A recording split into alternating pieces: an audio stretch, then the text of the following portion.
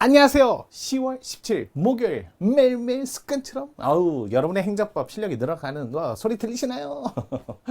생쇼 한다고요? 아이고 미안합니다. 자, 일단은 가시죠. 자, 목요일입니다. 매일 행정법. 오늘도 어떤 문제가 준비된지 살펴볼게요. 자, 24년 국회직 9급. 자, 이거 정보공개법에 관한 문제였습니다. 조문인데요. 막 조문 문제를 그대로 냈어요. 뭐 13, 16, 17 조문을 그대로 냈어요. 자, 일단은 뭐 그대로 볼게요. 정보공개법 한번 살펴보고 그 다음에 문제를 보지요. 들어가 보겠습니다. 공공기관 정보공개법. 말 그대로 공공기관이 보유 또는 보관하는 행정정보죠. 행정정보. 이거를 국민의 알 권리, 국민의 헌법상 알 권리에 근거해서. 자, 원래 알 권리는 구체적 기본권이기 때문에 이거 별도의 법률이 없어도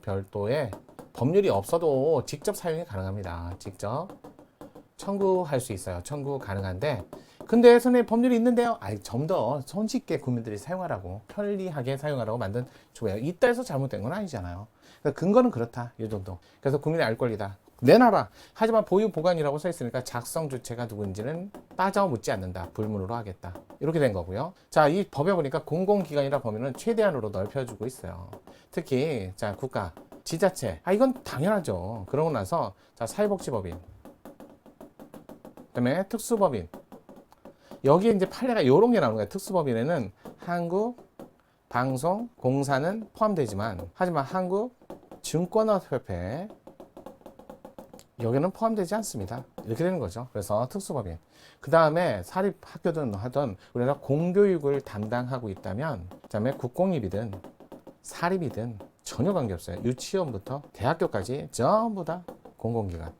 그래서 사립대학교도 공공기관에 포함됩니다. 이게 다 된다는 거죠. 이게 되게 넓어요. 안 되는 거 하나 정도만. 그 다음에 보유 보관하고 있는 행정정보. 외국에서 야, 이거 비공개로 해 라고 해서 정보를 제공받았는데, 근데 이 법에 보니까 구조에 이거 비공개 사안입니다. 1항에 비공개 대상 정보는 여기입니다. 여기에 걸리지 않으면 외국에서 비공개하기로 약속을 했는데도 공개해야 돼요. 1호부터 쭉 해갖고 9호까지 전부 다 좀 암기를 좀 하셔야 됩니다. 이거 암기 안 하시면 안 돼요.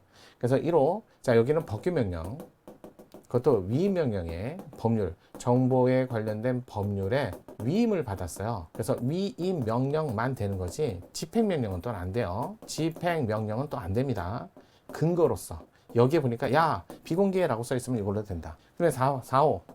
자, 재판 관련 정보.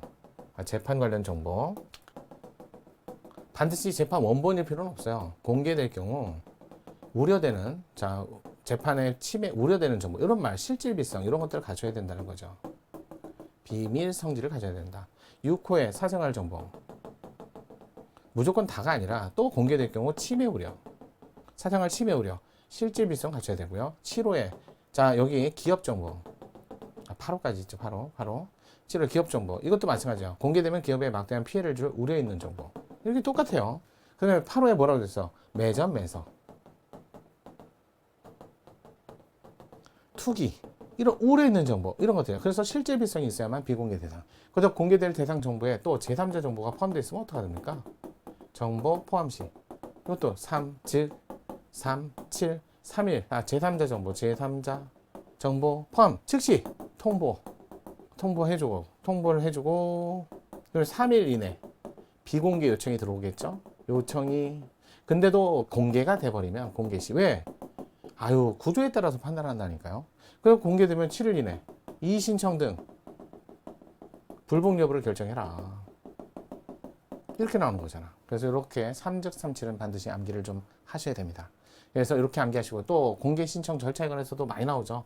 그래서 그런 것들도 좀 암기하시고 정리하시면, 공개 신청하면 10일 내, 그다음에 부득이한 사유 10일 한번 연장, 이런 것들. 자, 이의 신청했어. 그럼 이의 신청도 30일 내, 하는데 7일 내, 부득이한 경우 7일. 그런 거 암기하셔야 돼. 이의 신청도 30일이에요.